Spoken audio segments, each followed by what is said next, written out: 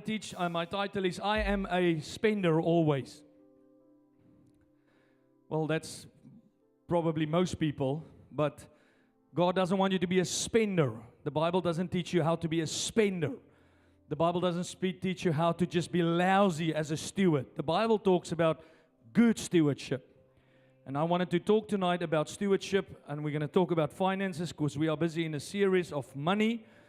But the title is How to Be a Steward Always. Because you have to learn in every season of your life, stewardship is a non-negotiable. It's like being a student is a non-negotiable. You cannot live your life making the mistake thinking that I will be a good steward when I have more money. Because that's what many of the young people in our church think. They think it's okay to not have a spending plan. It's okay not to look after my money because I only have a little. The Bible says if you can't steward little well, you will never steward much better. So it's a lie to think that one day when I'm older and I get a bigger paycheck, I will steward better what I've received. You have to learn to be a good steward in every single season of your life. Paul wrote in the book of Colossians or Philippians, I can't remember. He said, I've learned to be content in every season of my life. Whether I have much or I have little. Very few people, when they have little, steward that little well. Very few. Very few of you in this place can say, Pastor, I might be earning £50 a month, but I tell you that £50 a month is being put to the right use because God entrusted me with that 50. And if God can trust me with the 50, God can trust me with the 50,000. Yeah, that's true. That's why many of you don't get breakthrough. Because you keep thinking that because you have little, you can be lousy. Or you keep thinking because you don't have enough to pay your bills every month, it doesn't matter to God how you treat your landlord, your bills, your government. It's okay to be late. It's okay to spend my money lousy. It's okay to make promises and never keep to my promises. It's not okay. It is never okay. In actual fact, if you want God to enlarge you, learn not to have that attitude and posture about your money. It's very seldom that people, when they talk on Instagram about pastors that takes money, because I hear that all the time, it's like as if the church is stealing from you. Not Guess, not All Saints, not Prada. The church is taking your money. Have you noticed? Not the Tesco's and the Asda that tells you it's at a 50% sale, but that same product is still making them a profit. They're not stealing from you. It's the pastors. The pastors are taking our money. No, the pastors are trying to teach you how to grow with your money, how to steward your wealth, how not to be taken for being gullible or taken advantage of by a system that has one aim, and that is to keep you where you are, because that's all Satan wants. He wants to keep you where you are. The Bible's full of promises that says God wants to promote you. God wants to increase you. God wants to multiply you. Go study your Bible. The scripture, as a matter of fact, said those that are close with God will produce much fruit. They will grow tall. You will be like a cedar of Lebanon. You will bear fruit into old age. Everything about God is about increase, multiplication. Enlarge yourself. Enlarge the tent of your dwelling. Enlarge your vision. Think bigger. Come up here. Don't serve down there. Come up here. It's the world that says, stay where you are. Stay there. Stay a baby. Stay lousy. And then point fingers at the people that's calling you out from that pit. Have you seen how the world works? Go look at how many posts there are on Instagram today having a go at Tesco's that sold you horse meat a few years back. No one says a thing because everyone is in this mindset, in the culture that the problem why you are where you are is because the church has taken all your money.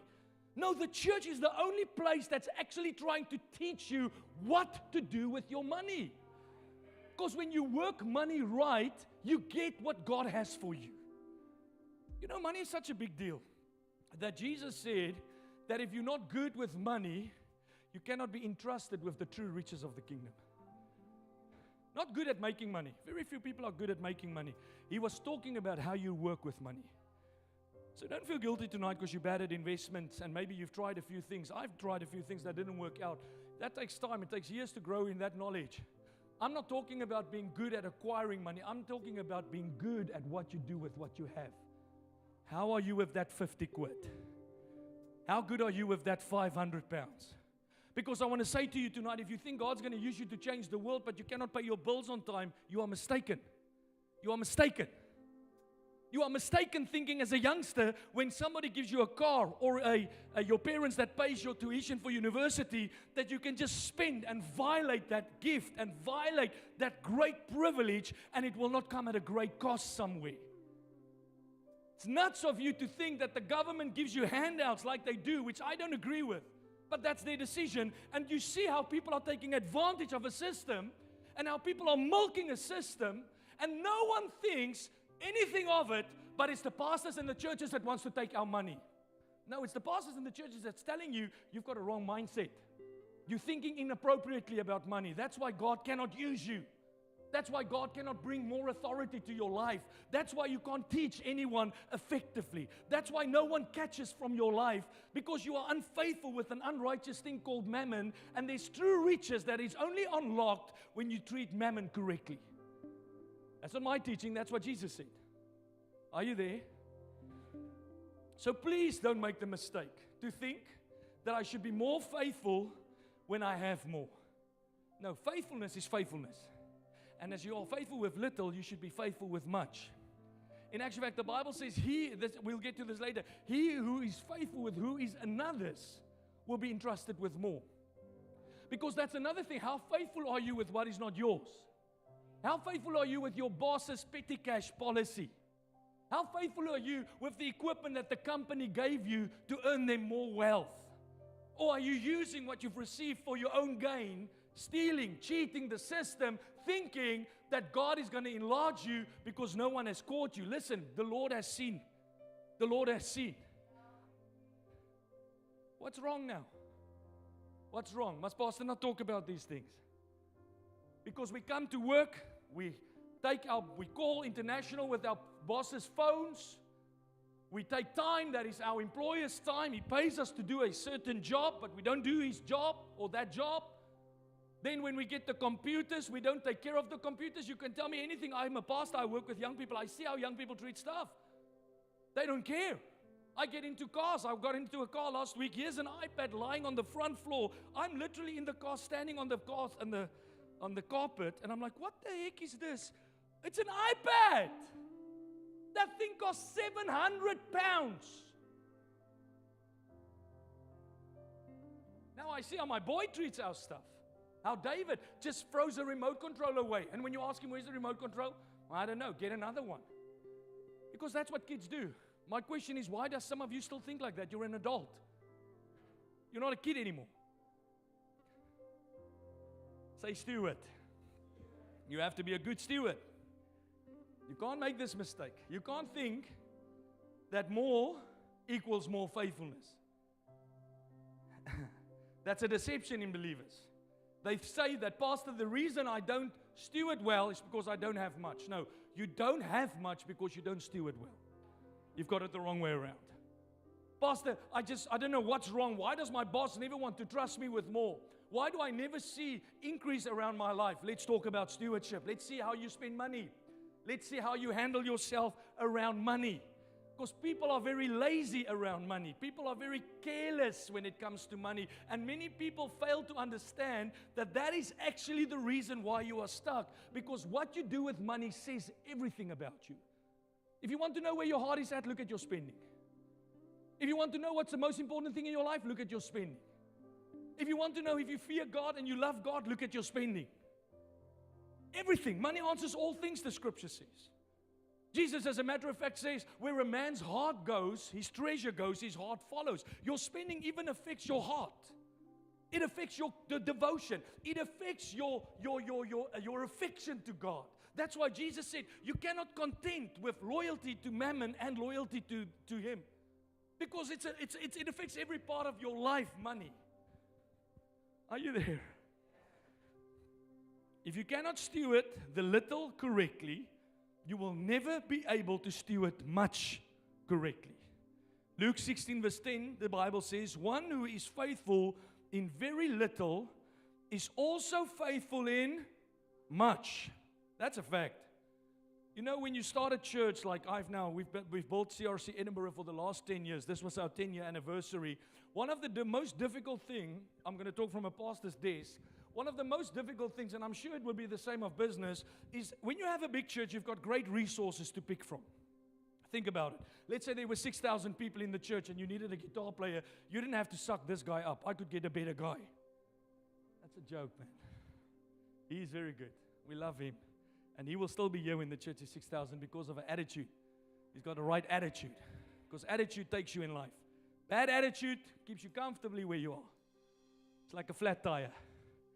That's when you sit in church and you think you're doing God a favor. You should have stayed at home. You would have had a much better night. Because you in any case not receiving here. You're going nowhere in any case. So you could have stayed at home. That seat we could have kept for someone else. Thankfully there's more seats available here so you must sit. But if you have a 6,000 member church, you've got better resources to pick from. You can choose from, let's say you need a kids church worker, you can choose from a pool of 6,000, which will probably tell me that there's someone in that church that has already run a kids church effectively, and you can just put them in that position. So when you have a small church, you're under pressure to use what is at your disposal. And many times in the last 10 years, I've been proven wrong because I thought that someone that's been unfaithful with this is going to become more faithful when you give them more responsibility. It has never served me well. Factually, it has never served me. Because somewhere you want to give people the benefit of the doubt because you see potential. We love you, we see what's in you, and we're like, listen, they just need this opportunity because when they get it, they're going to take it. And I tell you in the words of Jesus, if they've not been faithful before, they will fail at that opportunity as well. Not because they're bad people, but because of a principle that they've never caught. If you catch the principle and you get the opportunity, you make a success of the opportunity. If you don't get the principle, you cannot get the opportunity. That's why Jesus said, many are called, few are chosen. That's why there's in companies that you work for probationary periods where they evaluate performance. Why? Because it's not potential that gets the job done. People with great potential don't always get the great results. There's much more at this than potential. You have to look, how does this person behave when no one's watching? What is this person's attitude when you give them something that doesn't belong to them? Big test. Big test is how can you treat someone else's? How do you look after someone else's dogs? Andrew? How do you look after someone else's property? How do you handle yourself when the owner gave you the keys to lock up at night? And tomorrow morning he arrives on site and you forgot to turn the alarm on. Why did you forget? You shouldn't have forgotten. But that's the attitude. People are not faithful with money. They treat money carelessly. And this is again the mistake you make. And if you don't get this right, you're going to fail because many of you want the visa, you want to get married, you want a great relationship with someone, you're trusting God for your wife, you're trusting God for your lover, but your pastor is challenging the fact that you're still staying with your mom and you're not even paying and contributing to the household. Why are you not contributing to the household? Why do you eat up all your money? What is stewardship about that? What is godly about that? What is godly about being late with your rent? What is godly about not picking up the phone and honorably calling and saying, listen, I'm sorry, I am late. I humbly lay myself down and ask you to forgive me. Not, yeah, but you don't understand. Excuse me, you're missing it. A few weeks ago, somebody came to me. They said, Pastor, somebody that has done something. I can't go into detail. We're a small church. I don't want people to know who I'm talking about. But then the person had to go and confront the person. And then the other person had the cheek to say, yeah, but what about, whoa. There's no argument here. You were late. You were late. We had an agreement. You were late. I don't care if it's 50 pounds. You gave me your word. And my Bible says your word is everything. And if people can't trust your word, what must they trust about you? Whether it's a fiver or a tenner, it's irrelevant. It's irrelevant. What matters to God is your character, your integrity, your conduct around money. You said something, you do it. You can't do it, you own up for it. Thank you for the amen. Yeah, I know people don't like this. Many of you young people don't want to hear this, but I'm telling you, that's why you're not going. You cannot tell me tonight, Pastor, I'm staying with my mom, and you don't at least pay some bills. If I really tell you what I think about that attitude, you will be insulted. I will insult you tonight. This guy will never in his life do it. If he turns 17 or 18, he's going to pay. He's going to contribute. And if he doesn't want to, there's many streets to go and stay on. Yeah, many of you parents don't have the guts to do it. I will do it. Or I will erect him a tent outside. He can build the tent himself. Go buy you a cheap tent from Decathlon. Look for one that's got holes in it. Well, we make it too easy for young people. No wonder young people can't succeed at life. We make it easy for young people. You do what you want with your money. You shouldn't have that old attitude. You should learn as a young person to steward well. So if you stay with your mom, you ask your mom, Mom, what contribution can I make to this household?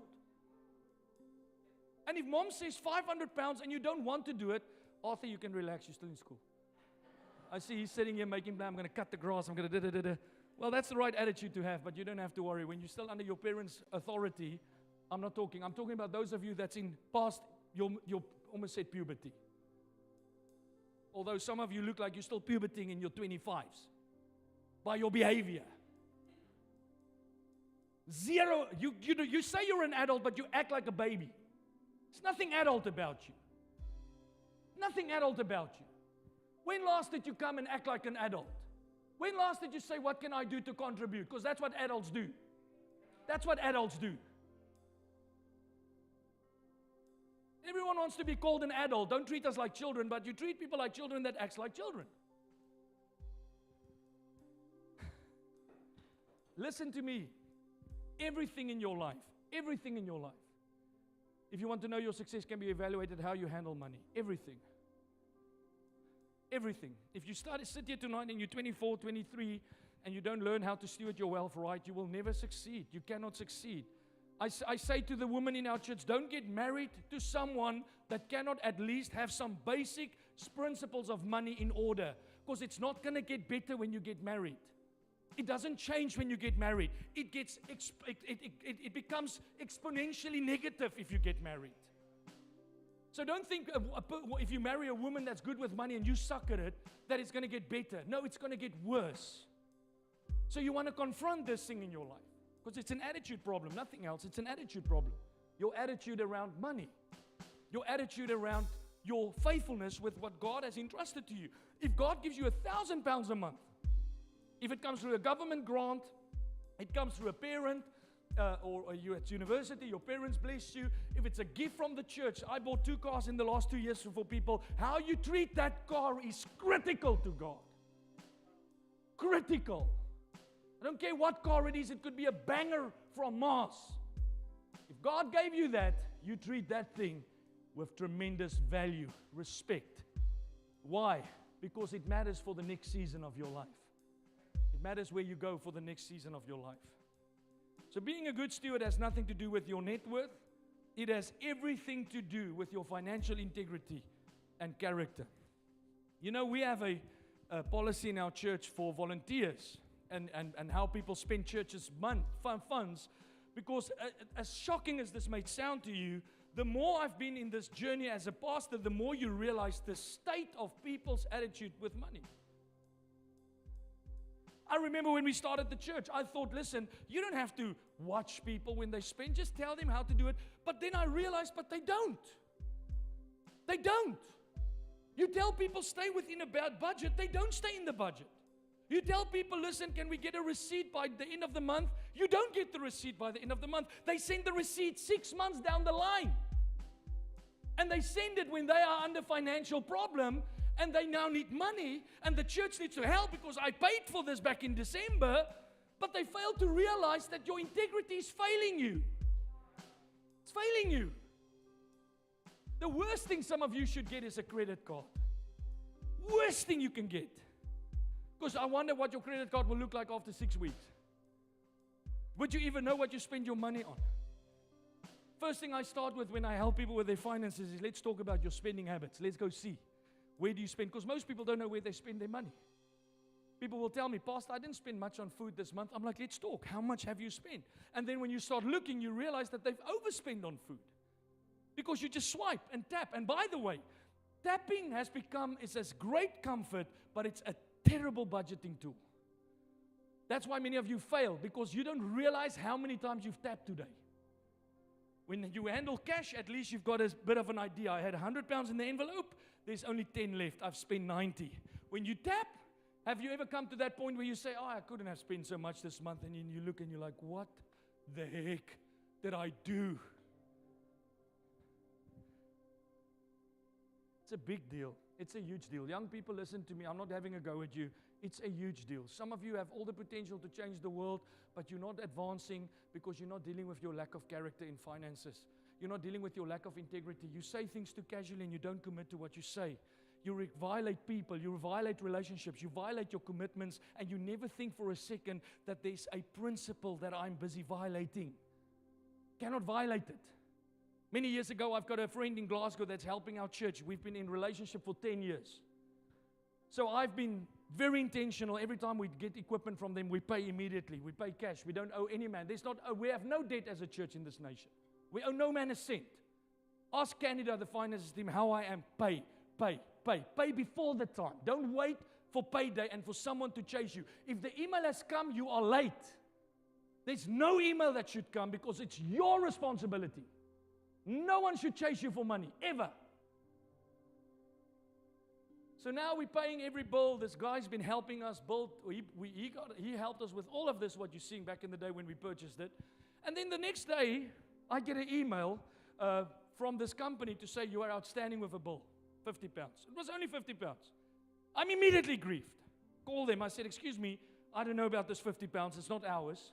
Every time we borrowed or use your equipment, we paid for it. We either bought it, or if we rented it for the night, we paid you instantly.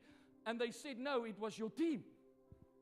So then I did some research, and I found a person in my team that approached them. They did the right thing to approach them, but then they left it for 3 months just to pay a lousy £50 that even I would have paid.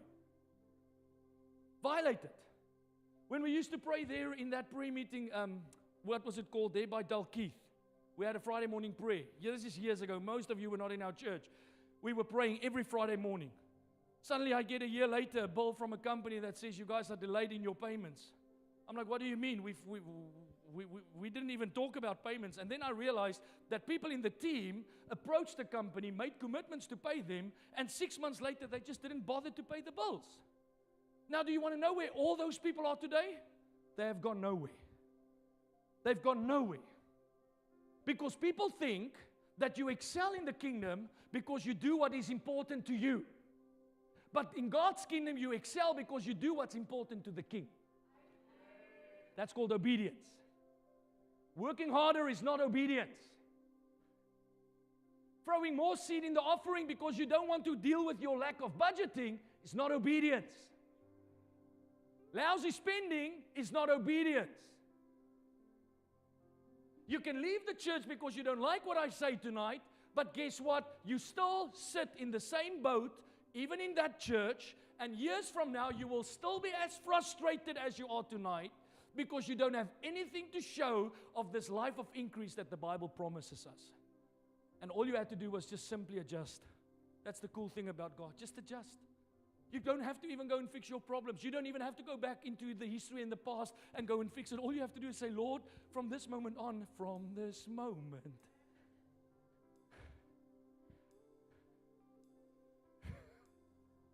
I'm going to do it your way. Are you there? Do you understand? Is there any questions? And listen, the way some of you look at me, I don't know why you look at me like that, because it's not as if we don't speak about it every single day. Because I talk to you about this every time I see you. Why? Because it's an issue. It's an issue. And that issue is not my issue, it's going to be your issue. And when you're 40, it's your issue. And when you're 50, it's your and your children's issue. Because this thing goes on to the next generation as well. It doesn't stop because you had the authority to stop it, but you decided, I'm going to think like the culture.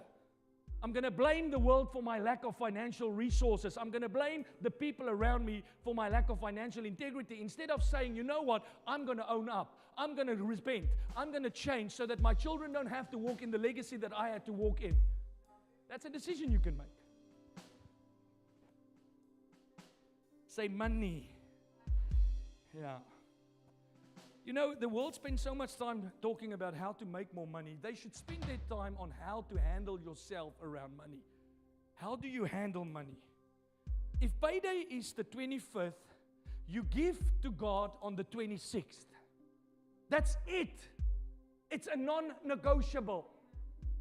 If rent is due on the 1st, you pay your rent on the 31st. Not the 10th, not the 5th. Not when you have money. That's not godly. You do it as your responsibility. And if you tell me tonight, Pastor, but if I pay rent and I tithe, I've got nothing less, then you sell all that stuff that you accumulated, that you don't need, and you get back in the lane where God has positioned for you to live in this season of your life. Because we all have a season. And you stop trying to get into a season of someone that's ahead of you, because they are in that season, because they conquered this season. You haven't conquered this season yet. Every month. That's how I work. Never miss rent. Never miss rent. Never. How can you miss rent? How do you miss rent? Explain that to me. You stayed in that man's house for a month.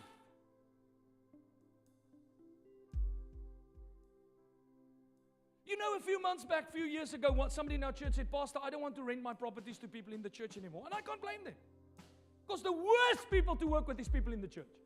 They are the worst when it comes to money. The worst. But brother, when their WhatsApp comes, they want to forward the WhatsApp. When the prayer line gets called, they want prayer. When they call you to give 1,000, because if you give 1,000, you're going to be a millionaire in 10 years, they make plans to give that 1,000. But when you tell them, pay your rent on time, no, I can't. It's gullible. There is no quick fix to accumulate wealth God's way. It's the 30 years journey of surrender and obedience and growing in integrity and character and faithfulness and taking care of the little and taking care of the much and ensuring that you are a good steward, because good stewardship always gets rewarded. But not Christians. No. Pastor, pray for me. I'm struggling. Father, I pray that the character will mature in the name of Jesus. Let hell break loose if that's what it takes. Because with some people, you don't know what it's going to take. Because they rock bottom, but they still don't come to their senses. It's like I said this morning, Jonah in the belly of the whale came to his senses. The Christians of our time hits rock bottom, then they run to the government. I read something about grants. Listen, if you go on a grant, it's the worst thing you can do, unless you are physically handicapped. Yeah, get offended, it's okay. I only have one chance to preach this message to you. You will never come back, but you had to hear this. It's okay. Never take a grant. Never. Never. Because the minute you become dependent upon them, you will never know how to break out of that cycle. I've seen it too many times. It's the worst thing. And the longer you're on that thing, the more lazier you become. And the more lazier you become. And it's almost like something inside of you shuts down. You just become dependent. You just become entitled. You just become neutral in your faith. Lazy. You have all the qualities that is now neutralizing the faith that's supposed to push you out of that pit. To break through. Because God wants you to walk in breakthrough. Never. I can carry on. Times that people owe people money in our church and they don't pay up. It's unacceptable to God. It's unacceptable to God. Because you wouldn't want, the Bible says, do unto others as you want them to do unto you. I don't know, amen. That's okay if people pay them late. I don't know of amen. I'm definitely not that man. Then why do you think if you feel that way, it's okay to treat others that way? You know, in the new covenant, the Bible says the Holy Spirit brings illumination to your conscience. So when your conscience is revived, let me say, there's a spiritual element in you that was not there before Christ. So to forget to pay your rent before Christ, I understand, but I don't get it after Christ. I don't get it how you can pay for that holiday, but you can't be faithful in your commitments during the year. Doesn't make sense to me. It makes sense that you are searing your conscience, that you are intentionally living for your interests and not considering the people around you. And for that reason, I believe, you are in a position where you can't even hear how the Holy Spirit is prompting you and saying, don't forget about that guy. Remember what you said on Monday. Remember what you said on Sunday. Because His presence is in us. And His presence is not coaching us how to live more for ourselves. His presence is coaching us how to serve Him. How to live for Him. How to serve. The first thing that Holy Spirit will umpire you is how to be a servant in the kingdom. How to serve others. How to not make it about you. How to make it about others. But sadly, most Christians never make it about others. It's only about them. And because of that, they have no conscience that is convicted when they miss their payments or they miss the stuff that they have been given responsibility for. Everything you do about money comes back to integrity and financial character. You know, some of you that judges pastors, do you understand under what standard we measure ourselves? Ask the finance team, they will tell you. Some of you think the church wastes your money. You have no clue the amount of measures we've put in place. The checks and the balances. We get audited every year. Can I audit you? Can I audit you? Can I get a professional, qualified CA like Brian to say, go and investigate their money? But then you have the audacity to say the church is all about money. No, the church is showing you what it can be like if you do it God's way. That's what we're showing you. What I'm trying to get to you tonight is there's a different way. And if you do it that way, you can live a different kind of life. And it's not difficult. You don't have to go tonight and get an Uber account. Start doing Uber Eats. Because that's what most people want to do. Most people want to just get more jobs, but most people don't start at home. Start with the issue. Start with the issue. Forget about the service, the extra cash, the business on the side, the hustle. Forget all that. Those things will be important if you've got the foundation right. Get the foundation right first. Get integrity with your money. Be faithful as a steward. Do what you said you will do. Look after that little that God has given you. And then, as the Holy Spirit leads you, you start to step out and to walk in more and extra. And that's the way to financial freedom. Not getting a second job, but you can't budget when you get home tonight. So there's a few areas that you need to look at. I'm going to give you three or four. On money. The first one, if we talk about good stewardship, remember tonight's sermon, I'm a steward always. Every season. Every season. When we were in Easter Road, so a little bit of history again.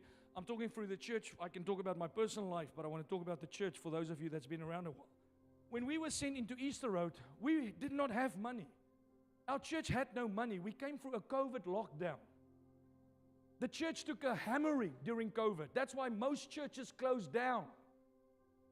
We on the other end made it through, but we made it through on the cuff. And we went into that Easter Road with nothing, a little bit of savings. But in that moment, in that season, with the nothing, God is still God. And in that season, it was my decision as the pastor of this church how we will use and distribute the resources. It was my choice. So I can decide, just spend lousy, throw cash around, or do it God's way. So I've been intentional over the last however many years, 10 years when we started this church, to do it God's way, to learn from those that's gone ahead of me, because I'm new to this. I'm new to planting churches. I'm new to this, what I'm living out. So I need to learn from them that's gone before me. So I would ask my pastor, give me wisdom. How do I manage? How do I steward? How do I make sure that there's enough distributed correctly? How do I avoid poverty? Because that's another trap. When people live and they got so skimmed that they always just want to give God the afterthought. I couldn't go down that route. I had to still somehow live generously, but live generously with the right posture of stewardship. Not spending lavishly, Not just splashing cash. Because many people think it's about splashing cash. It's not splashing cash. It's being generous at heart. So my pastor taught me, and he showed me the way, and he spoke into my life, and we learned from them, and I studied the Bible. I read 20 books in 2 years on money to sharpen my edge, to hear what great preachers have said about riches. You don't have money, but you will never open a book to read how to get more money or how to work with your money. I did. And as I studied and I did it, the Lord started to build, and more started to come. And we got wisdom how to invest and how to steward the resources correctly, how to work the property in Easter Road like God wanted us to, not to treat that as someone else's. Because those of you that's close to me know I never treated that building as someone else's. I treated that building like it was my own. It was my own. Many nights, Hannes and I, 3 o'clock in the morning, we busy putting the right plumbing in, taking care of another man's. You know what that landlord said when he saw me? After 5 years, he walked in, 5 years down the journey, he got tears in his eyes. He said, I cannot believe what you've done to my place. When you get it, we can believe what you've done to this place. Because you do it to your own stuff and you do it to other people's stuff.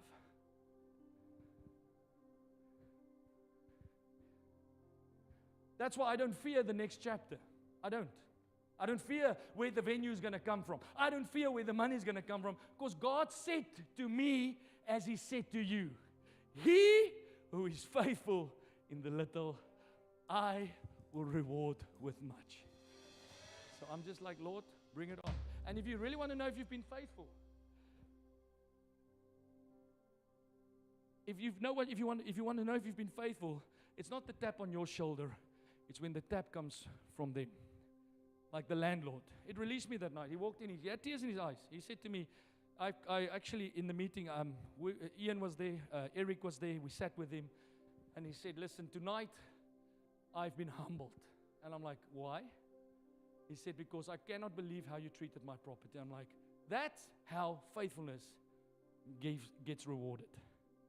That's why I've got no fear, no doubt in my heart. The Lord will provide. The Lord will provide. Not because I'm great, but because I did what the Bible said I should do. Be faithful with another man's. So the first thing that matters when we talk stewardship is how do you treat others with your money? Not how do you treat yourself with your money, how do you treat others with your money? Few small examples. Are you self-centered with your resources? Can you be trusted? Can your employer put responsibility in your hands, knowing that you have his interest at heart? In corporate, you cannot grow if you cannot be trusted. And you cannot be trusted if you are always late. You cannot be trusted if you always have an excuse as to why you did not do what was important to them. So if you take care of others with money, if you can be trusted with your money, that is the first most important key. How do you pay your dues? Is it on time? Do you always pay your dues late?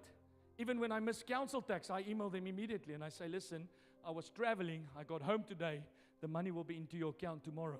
Because I don't have to do it, but I saw yesterday morning that in Glasgow Council, 16.7 million pounds were not collected by council tax last year because of cheap people that wants to ride the government. They want to ride the government. I also have issues with the government. All of you know that. I've got issues that they don't fix the potholes in my street. I've got issues that the branches of the trees are overgrowing my ground, my road. But God says, pay them what they are due. I am not the judge of mankind. It's not my job to judge their service. Romans 13, let's read it. Pay to all what is owed to them. Taxes to whom taxes are owed. Yeah, but I don't agree with the war in Iran, and they probably spend $1 million a day. By the way, they're spending $1 billion a day, not a million, $1 billion a day on the war in Iran. And you can have your mouth full about it, but guess what? You are not in the position of power to decide. It's not your decision to make. And have that same attitude tonight when they break into your house and you phone the police. Because who pays the police their salary? It's the government. So if the police don't show up at your house, stop criticizing them because they're racist. Ask the question, did you pay your dues? Oh, come on, this is good. You better say amen. Yeah, well, that's how people are. Now I'll pay my taxes if they do their jobs. Excuse me, can we put that magnifying glass on you? The Bible doesn't do it that way because God understands that we live in a fallen world. And we are not called to show out the issues in our world. We are called to live by a system that's above this world. Let's put that scripture back on, please. Pay to all what you owe them. Taxes to whom taxes are due. Revenue to whom revenue is owed. Respect to whom respect is owed. And honor to whom honor is owed.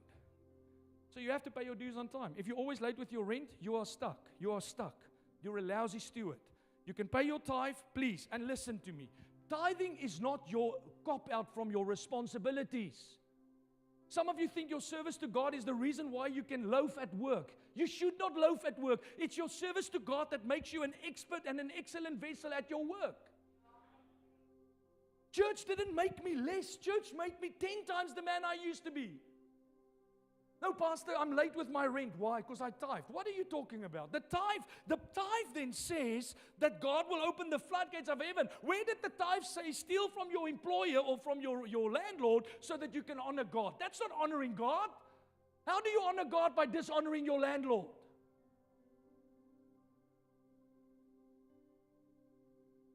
During COVID, a bit of an honest story again. So COVID hit March the 18th, we went in lockdown, or 16th, 2020, if you can remember. So at that same, it was about March, April, I realized, listen, there is a tough time coming. I even said to the community in our church, because everybody was playing Xbox and having fun. We have days with our families. Some pastors said, oh, it's God's time to put life on pause so we get to know one another. They didn't say that 2.5 years later when the world was in an economical crash and people were dying from depression and the world was in chaos. So in the first few months of COVID, I felt like, listen, this thing is much more serious than most people realize. And I told them, if I can give you a tip, put things in order because this thing is going to last a while. So now I am reading, because I like to read, getting the news, because you have to know what's happening around you. And I'm starting to see that, listen, this thing can go 12 months, 18 months. And if I'm honest and looking at the figures, the church is going to go under. Anybody with a brain could know that the church is not going to make it because we were meeting online. People's money and their salaries were cut. The whole world was economically stifled. So I called my landlord. I actually emailed my landlord. I sent him an email. I said, his name was Simon. I said, Simon, I hope you are well. I'm not saying that I will, but I just want to ask you, how can we work out something if I cannot afford to pay my rent? Because I respect you. And I'm honorable towards you. Not wait till the pawpaw hit the fan, and then tomorrow morning when he comes for the rent, you give him a mouthful. How can you not understand? And then next week you take your stuff and you leave his house, and you think because you vacated his property, you have vacated your responsibility by them. As a matter of fact, God left with you. And he still knows how you've treated Simon.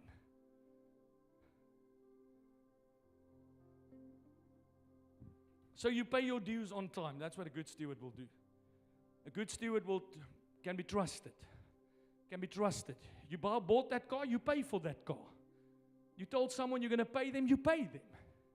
If you borrowed money from someone, how do you treat people with your money? The first thing you do when you borrow money from people is you pay back. How can you not pay them back and then on Facebook post how you go to London for a weekend away? Are you nuts?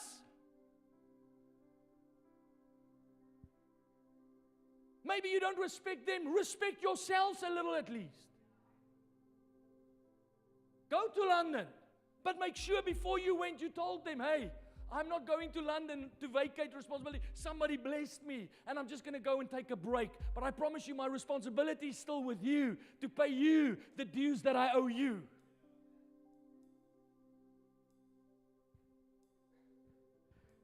The second thing, before we get to the second thing, you must take care. We're talking about how you treat others with your money. The first thing is the fact that you're not self-centered, you're paying your dues on time, you consider it to those around you. The second way is how you take care of those in need. 1 John 3 verse 17 says, if anyone has the world's goods and sees his brother in need, he closes his heart against him. How does God's love abide in him? So you can't have a needy brother and you never extend love and care to your brother. It's not good enough to say, I'm praying for you. James actually said that is useless religion. That is useless religion.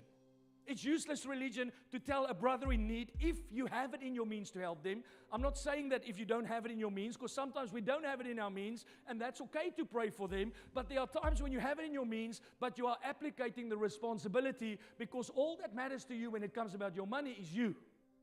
That's where John says the love of God does not abide in you.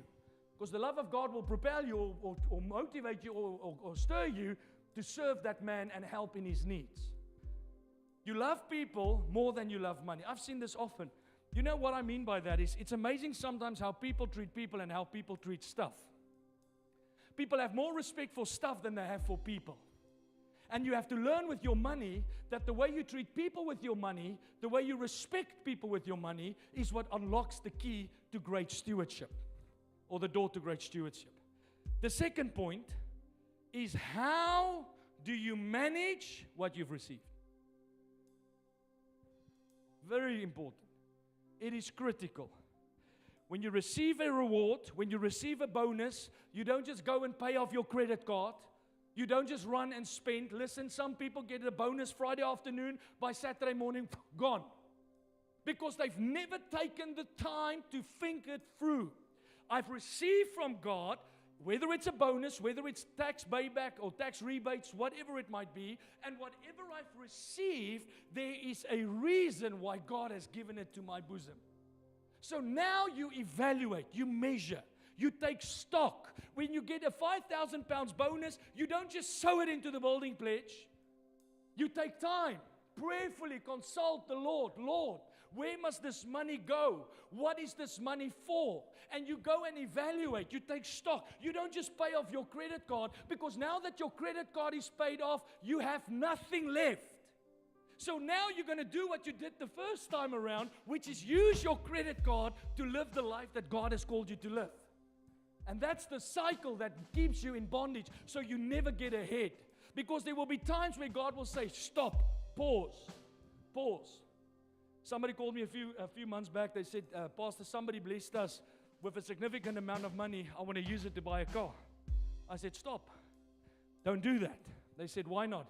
I said, because I said so. No, I didn't say that. I said, let's pray. Let's ask wisdom from God. Let's think it through. And you know, it wasn't long. It was a day or two. Then we got the counsel of God. And we got the wisdom of God. How to structure these funds so that you still have your car, but you've got more than the car, because you've stewarded wisely. Because there's ways to work with money that leaves you much better off than just paying off a blooming credit card. So what does your bank statement say about your priorities? When I look at your bank statement, what does it say about your priorities? What is the most important thing in your budget? What is the most important thing? Because money tells everything about you.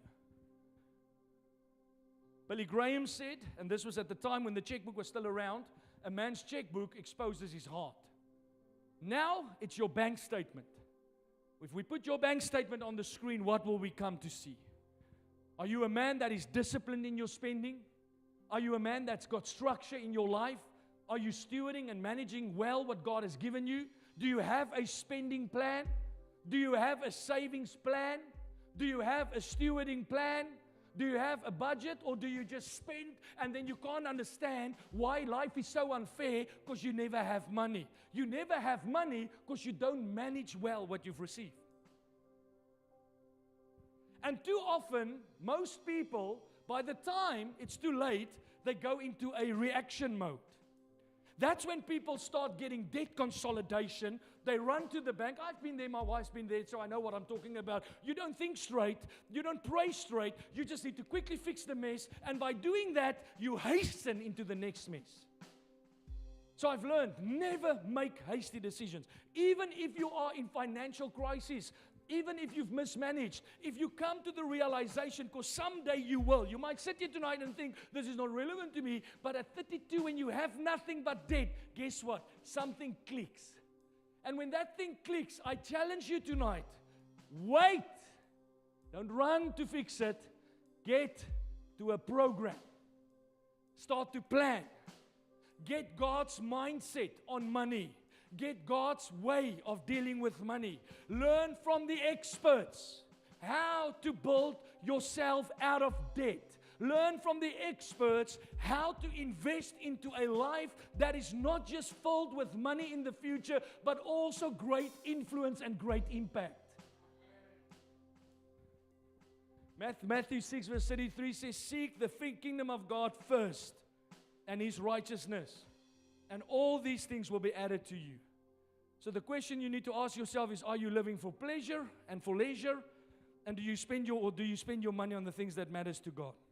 And again, listen, there's this lousy thing in the church that if you serve God, you need to always go for the small. That's not God, that's the devil. Nothing about God is always going for the small. That's a lie. It's a lie to think because you're a student, you need to shack up with 4 other people in a bedroom. It's a lie to think because you come from an African or a Middle Eastern country to the UK, for the first 5 years you need to live like a slave in the land.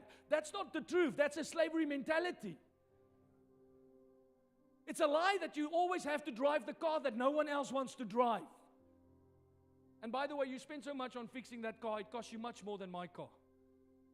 Because people will see my car and they say, I can't afford it. Well, you spend much more on services than I spend on mine. And eventually the numbers add up. So there's nothing about God that's small.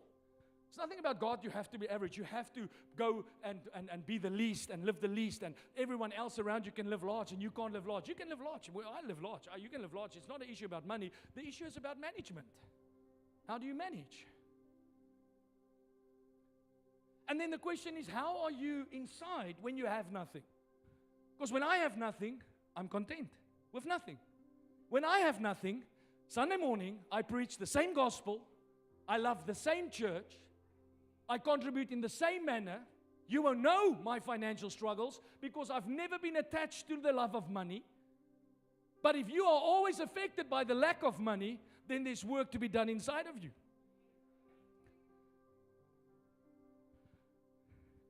In Matthew 6, verse 19 to 21, Jesus said, do not lay up for yourself treasures on earth, where moth and rust will destroy, and where thieves break in and steal.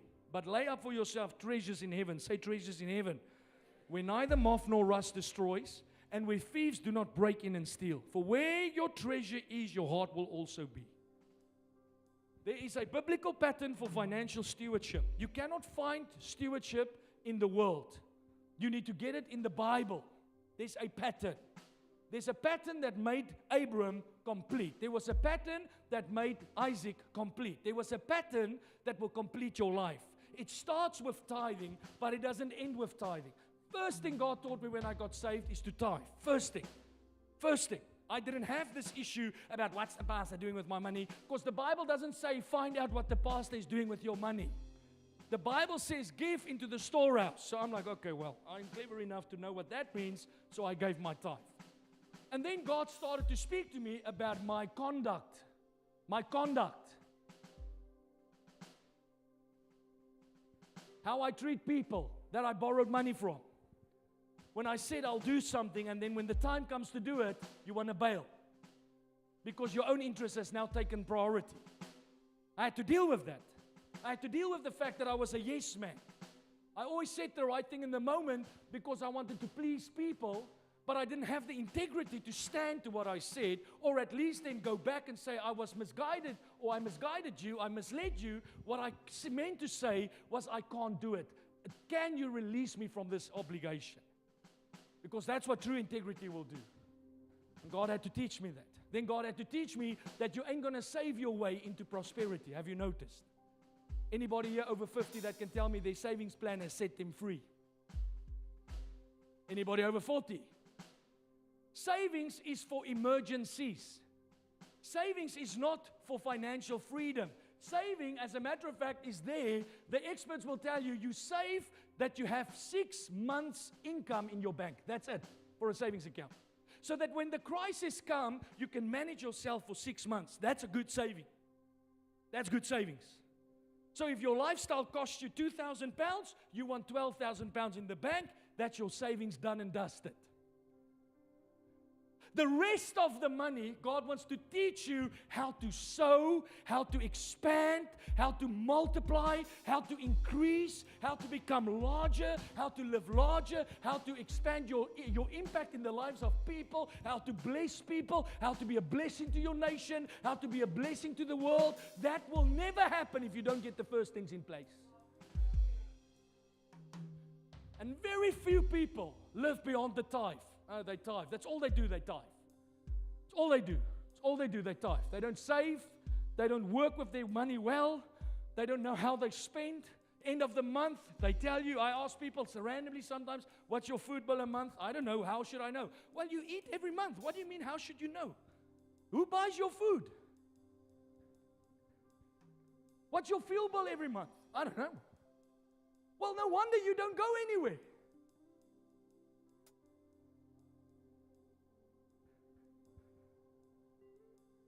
My brother worked in a farm in South Africa, and he said, for 10 years he worked on a farm, and he said, you know why many farmers, it was milk farmers in particular he was talking about, he said that the word on the street around milk farmers is they always just live month to month. And he said, you know why? Because none of them have a plan. None of them have a plan. I'm not talking about a plan like now you have to cut your losses and you have to quit your Netflix and quit your Spotify. As a matter of fact, those things are not your problem. Those things are the least of your problem. I don't know why you keep focusing on the £5 spending instead of focusing on your lousy takeout every day. Lousy. You know, sometimes I come into people's houses and I'm like, what do you do with all your money? You have nothing. I said to a couple the other day, they were sitting in my living room. I told them, do you realize that you and your wife earns exactly like me and my wife? We are exactly the same. The only difference is we are 20 years older than you. We earn exactly the same. But look at what my life looks like and look what your life looks like. You know what the difference is? It's not money. It's character, integrity, and faith. Because for the last 20 years, I've had to apply myself, grow my faith, be obedient, live with integrity, honor my word. People think that the pastors are rich. The pastors are not rich. Some of you have much more money than the pastors. You just don't know what to do with money. We do. You walk into Costco and you buy the swimming pool on the first door in the middle of the winter because it's at a discount.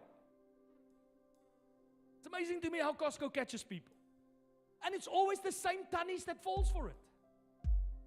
You walk in, you're there to buy a piece of lamb, and the next minute, oh, this TV is half price, but you don't need it, but it's still half price. Why do you want to buy it? Pastor, this is a deal. Well, I don't care if it's a deal. You don't need it. You didn't come for it. And there's a reason why they put all those things at the door, because you are consumer driven. Why do you think if you go to the shelves, when you go to checkout, they put all the chocolates and the stuff there at the end? It's for them, our kids. Because now you're just about standing in the till, there's a queue, and you're like, egg minis. I need it.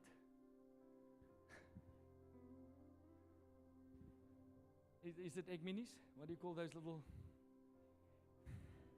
All the ladies said together, mini eggs. Our comfort food. That's how they catch you. 2 for 1 is not really 2 for 1. It's just 2 for 1 for tonight. So you have to learn. I cannot tell you how important it is. We actually have a finance school in our church. I can't help everyone, but the few people I help, it's the first thing I teach them. Hey, manage. Don't cut, manage. Big difference between cutting and managing. Very few people in the past I had to say, cut your expenses, because I've seen, even if they cut what they do, they are still in a mess, because the issue was not with how much you spend, it is with mismanagement. You manage inappropriately. Payday comes on the 25th. By the 27th, you're waiting for payday again. That is mismanagement. You were supposed to spend that money over 4 weeks, not 4 hours.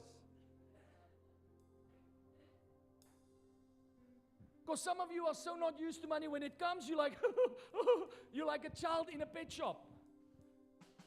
So then come payday or come end of the month, you're waiting. The best month of the year, February. Because there's 3 more days, 3 less days. Can you imagine that 3 days make such a big difference in people's lives? 3 days. Just because of bad management. There's a pattern for financial stewardship. We will talk about in the coming weeks how to steward your money. You have to steward it. You have to steward it. And if you don't just get good at this is not an overnight success story. This takes years to master. Years to master. The most difficult thing you're going to master in your life is your finances. It's the most difficult thing. How to manage yourself. How to control yourself. How to have the right posture when you give to God.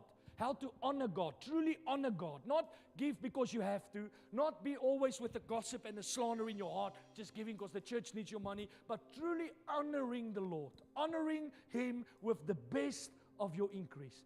Thank you, God. I love you. You are my God. You are faithful. And tonight, it's a joy to reward or to give, or not to reward, you don't reward Him, but to give unto you as honor. I honor you. Massive victory when you get there. Very few are there. Massive victory when you can get to a point in your life where you can go on holiday because you've saved for your holiday. And you haven't saved because the church is suffering, because you don't want to give to the church because you want to go on holiday. You were able to keep both things in order. Bought your car, but now your landlord has to beg you where's his money.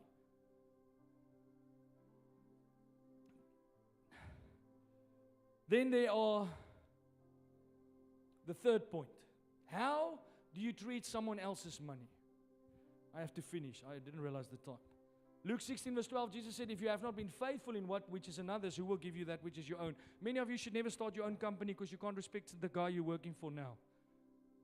You cannot respect. If you cannot respect the guy you're working for now, the chances of you respecting your own work will be very unlikely. I have never seen somebody build a great business that didn't start working for someone first. Respect someone else. Respect your boss. Respect your employer. Respect his time. Respect his stuff. If he gave you an office to work in, treat it with dignity and respect. Show up on time. Leave it clean. Don't leave the desks in a mess when you go back home, because that's not respectful to the environment that he gave you. He gave it to you. He gave it to you. Now, if you have the world's mindset, you think that you are doing him a favor to be there. If you have a godly mindset, you understand that every single opportunity is an opportunity for promotion. Big doors opens on small hinges. Promotion is dressed in overalls, meaning hard work. So when you go to work with the mentality that God has given me an opportunity to excel, you will work differently to that boss. Don't have this cocky attitude that you know better. Because if you knew better, you would do what he can do. But you can't. Because you struggle to get to work on time. He's built multiple companies by now. My wife said to me the other day, somebody was dissing their employer, telling how the employer is lousy. I don't agree with him. What are you talking about? You've got a career of 2 years. This man has built multiple sites over the city. Are you nuts? Working for Bread the Manger as a youngster, 20 years old, and you're like, oh, I won't bake the cookies like this. Well, you haven't baked anything. Thank God they haven't fired your backside. You should be grateful, because some of you think everyone likes you. They are bearing with you. Some of them are literally, when you arrive at work, they're like, oh, Dave, give me a reason to let you go. Because you're entitled. My first job, I was 23. Now in South Africa, at the time, a white man couldn't get a job. So when you got a job, mate, you treated that job with amazing respect. Because you know there were lines of people waiting for that career or for that opportunity. So you showed up on time. You went the extra mile. You made sure that things are right. My desk is clean when I get home. If I park my car in the parking lot, I used to smoke in those years, I didn't just flick my cigarette butt on the floor, because I took great pride in my work. The cigarette butt goes into the bin. When you go into the toilet, you clean behind yourself. I know somebody else can come and clean your mess. What are you talking about? What planet are you on? You act like a 12-year-old, because that's the same for him. He doesn't clean behind himself. I always have to tell him, David, go clean your mess. Because he's a child. But that entitlement is what's stopping you from promotion. The fact that you think you can discuss your boss he's 50 years, he's built a career of success, he's 10 to 1 a millionaire, you can't keep 5 pounds in your bank account, but you sit and discuss him for breakfast. What are you smoking? That vape is destroying you. It's absolutely ludicrous. Respect someone else's. If somebody gives you an opportunity, understand they paid for that with blood, sweat, and tears. It wasn't easy for them. So those of you that's coming into employment in this church, it's not just your right. It's not just business as usual. There's people that died, that laid their lives down, that forsook their countries, that left their families. When you can't even leave your mommy for a weekend, we left our families for 2-3 years. We didn't see them to build something that we believe in. Now you walk in here like you're on parade and give me my money, give me my thing. What are you thinking? What are you smoking? How do you think God will look upon that? That company you work for, treating the things like it doesn't matter. Somebody paid for that stuff. Hard work, sweat, tears, many nights, marriages that was destroyed to build for you. And then you walk in and you're like, I'm in there like that. You've never done anything. Do you even make your bed in the morning? Do you make your bed? And what does it look like after you've made it? But you want to tell everybody how they should have done it. It's lunacy to have that mentality. And that's why many people don't advance, because many people don't understand that God says, be faithful with another man's. Be faithful with his opportunity. Be faithful with what he's granted you. Be faithful with that desk, because it wasn't supposed to be there. Somebody paid for it so that you can have a desk to sit behind. Oh, but Pastor, it's my right. Keep up that attitude. Let's see where you get to when you're 40. Our human rights. What human rights? There were times where people had none of the stuff you have today, and you can get nothing done compared to them. Nothing. Our world has got all the advances, we've got all the rights, and we've got all the things that the government gives us, and we get less and less done because people sit with entitlement and bad attitudes. Do you know there was a time when accountants didn't have computers, Brian? I don't know how they did it. Imagine. Maybe they didn't do it. Take care of the sound desk, sound team. Take care of the media, the keyboards, media team, because you didn't pay for them. Take care of the camera. Take care of the lights team, ushers. Take care of the cables, because that is someone's money that paid for it, and they trusted God that through our faithfulness that the Lord will reward our church. Before you came, we served here. You are new on the block, so don't make it about you. Stay with the program. It's not yours. And then lastly, and I will continue with this next Sunday, is how effective are you, which is the last part of the equation, is how effective are you in multiplying the resources given to you? That's critical. And again, I have to say, obviously we're a very young church, a lot of young people, so most people have not come to this point, but God is busy activating some of you. Because even today, somebody said to me, Pastor, God's speaking to me about I need to multiply to get to the future He has to me. I can't stay like this. I can't just pay tithes and just live small. I have to now increase. I have to learn how to take what I have and make it bigger. Because that's the principle of multiplication. Jesus took the 2 fish and the 5 loaves and He multiplied it. The widow took the little bit of oil and she multiplied it. You take what God gives you and you multiply it. That is the miracle of multiplication. And if you study Matthew, which we will not do tonight, you will find that Jesus actually said that was the reward for faithfulness, is multiplication. Not just hanging on and maintaining. You can say to me, Pastor, you gave me, or God gave me these talents. God gave me these responsibilities. And a year later, Pastor, I didn't lose any of it. You were not supposed to keep it. You were supposed to multiply it. God didn't ask you to manage and maintain what He's given you. God wants you to multiply what He's given you. Multiply the church CRC. Multiply Glasgow. Multiply Edinburgh. Multiply the De Bruyn family. Multiply the things that God has put in our care. Not maintain and manage. Multiply your career. Multiply your business. Multiply that what God has gifted you with. That is the principle of the kingdom. Most people just manage. What you multiply is your debt. You've got much more debt than you had 5 years ago.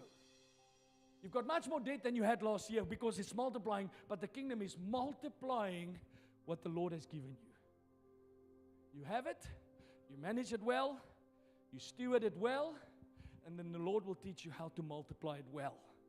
So that when the master comes back a year later, 2 years later, you give him back double, triple, of what He's given you. That's the miracle of the kingdom. The miracle of the kingdom is not maintenance. The miracle of the kingdom is multiplication. God multiplied. The Bible says, God multiplied.